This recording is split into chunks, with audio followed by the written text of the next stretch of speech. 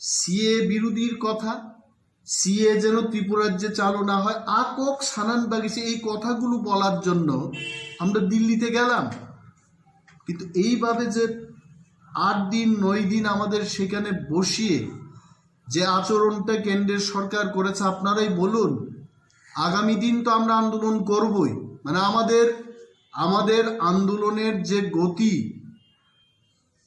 আগে যেরকম ছিল তার চেয়ে কিন্তু 10 গুণ আন্দোলনের গতি এখন বৃদ্ধি পাবে। হাসতেনি বরং সানান মুসুঙ্গ যেভাবে জন্য থকক গাইছে যে আরো তেলাঙ্গাই, আরে আমাদেরও তো কাজকর্ম ছিল, কেন আমরা এতদিন অপেক্ষা করেছি সেখানে তাঙ্গ অপেক্ষা কাইকা যেন আমরা এই রাজ্যের পিছিয়ে পড়া, এই রাজ্যের হারিয়ে যাওয়া প্রান্তিক যারা হারিয়ে যাবে আগামী কয়েক বছরের মধ্যে, ওই সমস্ত লোকের কথা বলার জন্য কিন্তু আমরা সেখানে অপেক্ষা করছিলাম।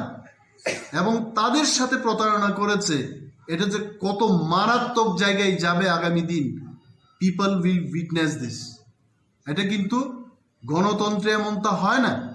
এবং 16 তারিখ মাননীয় মুখ্যমন্ত্রী বিপ্লব কুমার দেবজি আমাদের এই প্রতিনিধি মণ্ডলের সাথে ত্রিপুরা ভবনে দেখা করেন এবং সেখানে উনিও আমাদের আশ্বস্ত করে এসছেন যে একেবারেই নিশ্চিত থাকুন, আগামীকাল 17 তারিখ দুপুর 12টার মধ্যেই এই প্রতিনিধি দলের সাথে স্বরাষ্ট্রমন্ত্রীর বৈঠক হবে। তারপরেও তো হলো না। তো হোয়াট ইজ দিস? যে এটা কি একটা ছেলে খেলা?